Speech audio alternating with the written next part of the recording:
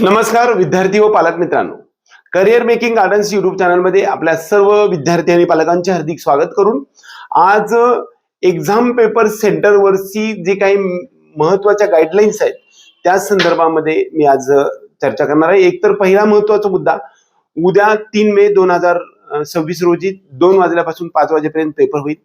तर तुम्ही एक्झाम सेंटरवरती घेऊन जाताना तुमचं फक्त ऍडमिट कार्ड, तुम्ही पेन घेऊन जायचा नाही कारण पेन तिथे तुम्हाला मिळत असतो। दुसरी गोष्ट, फक्त ऍडमिट कार्ड आणि अपडेटेड जे काही तुमचं आधार कार्ड आहे ते घेऊन जायचंय। पासपोर्ट साईज फोटो एक चिकटवून एक फोटो सोबत घेऊन जायचा आहे आणि पोस्ट कार्ड साईज फोटो मात्र तुम्ही घरूनच चिकटवून जायचंय। त्याचबरोबर तुमची जी सही आहे ती तिथं सही किंवा कुठेही सही केली तर चालते, काय सोबतच आहे ना, आपण अंगठा मात्र घरून करून घ्यायचा आहे। दुसरी महत्त्वाची गोष्ट म्हणजे तुम्ही एक्झाम सेंटरवरती 12 ते 12:30च्या दरम्यानच पोहोचा। प्रवेश मात्र प्रत्यक्षात सेंटरमध्ये प्रवेश मात्र 1 वाजल्यापासून ते 1:15 पर्यंतच करा, म्हणजे अगोदर जाऊन पॅनिक होण्याची काही आवश्यकता नाही।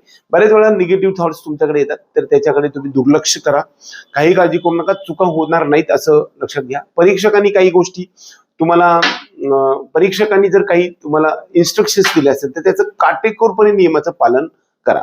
तपासणीमध्ये तुमचं समजा शर्ट वगैरे फुल स्लीव्ह असेल तो कट केला वगैरे तर काही काळजी करू नका, त्याचं टेन्शन परीक्षेवरती होऊ देऊ नका। OMR सीट फिलिंग करत असताना त्याच्यावरती सर्व जनरल इन्स्ट्रक्शन्स आहेत, त्या रोल नंबर किंबहुना अप्लिकेशन नंबर या सर्व गोष्टी काळजीपूर्वक तुम्ही त्याच्यावरती लिहा।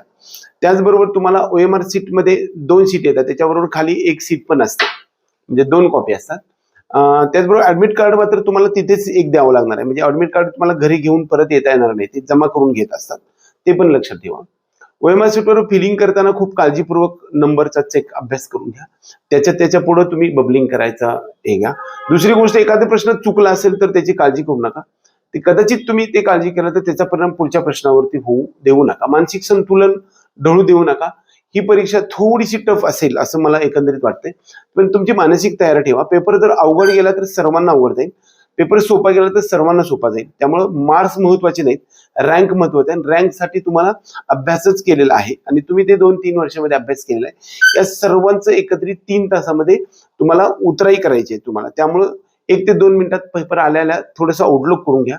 सोपा पेपर असेल तो पेपर पहिल्यांदा सोडवायला घ्या आणि जे अवघड आहेत सगळ्यात शेवटी सोडवण्याचा प्रयत्न करा। एकंदरीत आपल्या सर्व विद्यार्थी आणि पालकांना एक्झाम सेंटरवरील जे नियमाचं काटेकोरपणे पालन करा, पॅनिक होऊ देऊ नका। विद्यार्थी आणि पालक या सर्वांचा समन्वय ठेवा। पालकांनी पाठीमागच्या 2 वर्षामध्ये जे दिलेलं प्रेशर आहे ते आज आणि उद्यापर्यंत देऊ नका।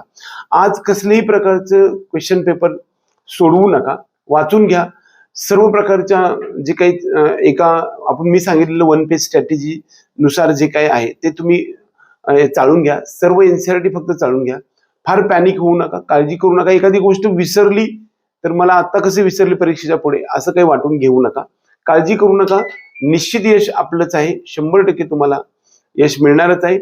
यशाच्या या वाटेवरचा आपला हा मैलाचा दगड आपल्याला परीक्षेसाठी हार्दिक शुभेच्छा देऊन उद्याच्या परीक्षेमध्ये तू उत्तुंग यश मिळवणार आहेस आणि त्या यशामध्ये त्यानंतर पुढे जाऊन मोठमोठी शिखरे तुम्ही पादाक्रांत करणार आहेत, एवढाच आशावाद मी तुमच्या सर्वांकडून देऊन आजचा हा व्हिडिओ संपवतो।